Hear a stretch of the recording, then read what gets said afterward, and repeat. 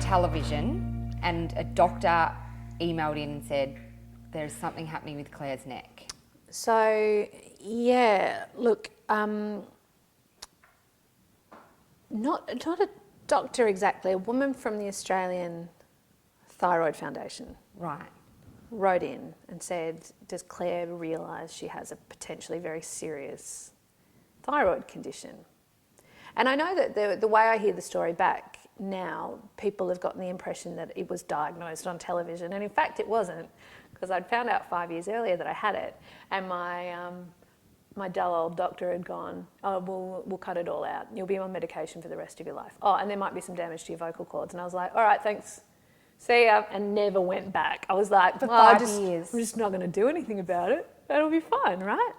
Because I didn't want to be on medication for the rest of my life. And if you lose your voice. Well, yeah, and that risk was so small, but I remember thinking, and in fact it inspired my first ever full-length solo comedy show. Yes. Was the doctor saying, your vocal cords could be damaged, and I was like, well, given that all I need to do my job is my voice, I'm going to have to work out a show that I could tour that requires no live voice at all. So I wrote this 60 minutes of no live voice show, which was great. In the end, it was that show and the interest that it gained that got me an agent, and the agent said move to Melbourne, and I moved to Melbourne, and I got the TV show, and on that TV show the Australian Thyroid Foundation got in touch and said, you got a thyroid, and I was like, yeah, I know about the thyroid condition. Like, as you know, I've written a show about it, I know about it. But they put me in touch with an incredible surgeon who was like, well, how about instead of taking the whole thing out, we just take the overgrowing bit of it out, and then see if your body can do without medication. So I've had a partial thyroidectomy. I've never taken meds in my life. I'm perfectly healthy. It's just like, thank goodness I waited, because if I had locked the whole thing out, I'd be on daily meds. Yeah. And he did Kamal's surgery as well. Did Kamal have one too? Kamal had a thyroidectomy, and he has a beautiful voice. I was like, well, this surgeon knows what he's doing. Yeah, right, because Kamal's has stayed. Yeah. And I remember Brie Amer from Big Brother. That's right, and a newsreader as well. So I was not the first example of someone being diagnosed on TV by being seen.